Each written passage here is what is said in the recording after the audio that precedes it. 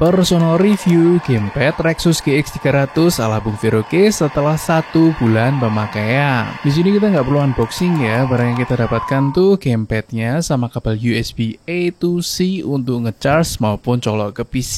Bentuk daripada gamepadnya ini tuh seperti PS5, pentol analog 2 di bawah dan mousepad di tengah. Urutan tombolnya sama persis, pencetannya lumayan nyaman, sedikit keras, suara yang dihasilkan itu seperti ini. Di bagian atas terdapat satu tombol reset atau power off, LED indikator, dan USB Type-C untuk ngecharge ataupun sambung ke device. Di bagian udelnya ini tuh ada mikrofon, analognya berteknologi anti-drift Hall effect, dan di bagian bawahnya ini tuh ada 3,5 mm TRRS untuk headphone, headset, ataupun mikrofon. Curhat dikit ya, unit yang Bung Viroke dapatkan ini tuh rada kocak di tombol L1-nya, cacat produksi sedikit. Sebenarnya sih ini tuh bisa ditukar karena ada video unboxing juga, tapi karena Bung Viroke males dan nggak pengaruh ke performa, jadi ya nggak apa-apa lah dipakai walau agak kocak sedikit. Di bagian belakangnya ini tuh terdapat 2 tombol pencetan yang bisa di remapping untuk mencet apa aja, jadi memudahkan kita yang bermain Genshin.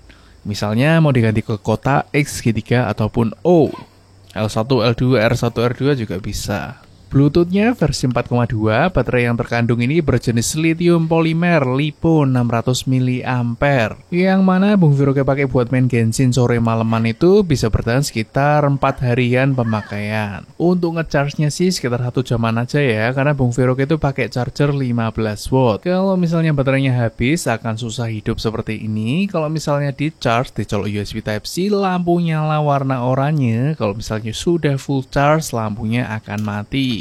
Dan for your information, teman-teman sekalian jangan ngecharge pakai kepala adaptor fast charging ya, 35, 45, 60, ataupun 120 watt itu jangan, karena akan memperpendek umur daripada baterainya itu. Itu sih yang dikatain di dalam buku manualnya, jangan di-charge semalaman juga. Cara menyalakan daripada gamepad ini itu pencet aja udelnya, buat matiin pencet aja tombol reset atau tombol power off yang ada di atas. Tapi kalau misalnya kalian pakai kabel ya nggak perlu dipencet, langsung auto nyala. Buat deskripsi lengkap di kardusnya ini Bung Viroke fotoin aja ya, karena kalau misalnya dibacain satu persatu nanti bakal kepanjangan kayak baca pidato kepresidenan gitu. Misalnya teman-teman sekalian ada pertanyaan tentang deskripsi daripada ini, tuliskan aja di kolom komentar bawah, ntar Bung Viroke bakal bantu jawab sebelum kalian membeli. Oh iya, gamepad ini tuh ada fitur motion sensornya ya, tapi karena kurang berguna buat Bung Viroke dan cara makainya itu rada ribet, kita harus install ini itu, DS4 Windows dan lain-lain, jadi Bung Viroke skip. Mau main kok dibikin ribet. Kalau buat Bung Viroke sih buat menggunakan gamepad itu lebih enak langsung dicolok kabel ataupun dikonekkan langsung Bluetooth, langsung go, beres, nggak usah ribet ini itu ya kan. Lanjut, cara menggunakan gamepad ini tuh ada 2. Yang pertama tinggal dicolok kabel USB Type-C aja dan akan terdeteksi sebagai Xbox input. Cara ini tuh nggak ribet sama sekali ya, tinggal colok aja auto beres, nggak pernah trouble sama sekali. Kalau misalnya kabelnya terlalu pendek 1,5, teman-teman bisa ganti ke kabel yang 2 meter, 2,5 meter ataupun 3 kilometer, 3 meter maksudnya. Atau yang kedua via Bluetooth, akan terdeteksi sebagai PS controller di dalam Windows. Untuk cara pairingnya pertama kali, teman-teman sekalian pencetlah tombol power dan tombol select ini secara bersamaan ditahan hingga LED indikatornya itu trip klip seperti ini ya. Kemudian ya tinggal disambungkan aja via smartphone, laptop ataupun PC yang support Bluetooth. Syukur-syukur versinya 4,2 juga. Kalau di bawahnya juga tidak masalah. Aduh, suara Bung Viroke kok serak seperti ini tadi. Oke, kalau misalnya udah connect ya teman-teman sekalian tinggal dimainkan saja.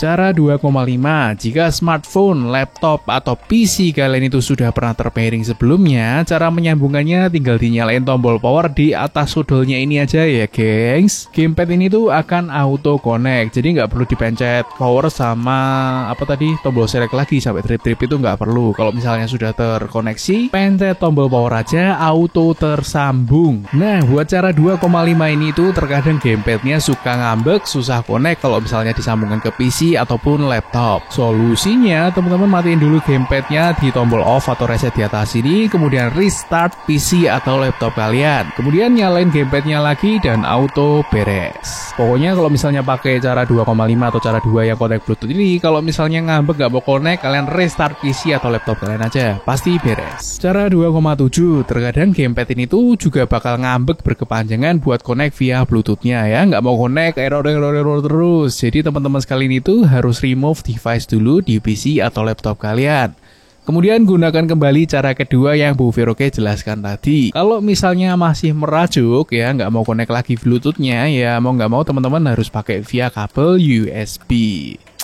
Itu sih kekurangannya aja. Rada sering ya 10% lah, 1 dari 10 kali itu pasti error Bluetooth-nya. Buat hasil daripada gamepad testernya seperti ini. Selanjutnya, cara untuk remapping tombol di belakang gamepad ini, misalnya yang kanan ini ya, pencet aja bersama dengan tombol select.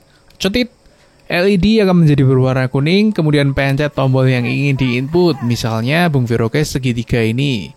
Kalau udah, pencet kembali tombol di belakang kanan tersebut lagi. Setelah dipencet, LED indikator akan kembali menjadi warna putih. Jelaskah sampai sini? Hal tersebut juga berlaku untuk tombol yang sebelah kiri ya, kanan dan kiri itu caranya sama, pencet aja bersamaan dengan tombol select. Setelah di remapping, pencet kembali tombolnya. Sampai di sini jelas? Adakah pertanyaan? Kalau ada tulis saja di kolom komentar. Kesimpulannya, apakah gamepad Rexus GX 300 ini worth it buat dibeli, Bung Veroke?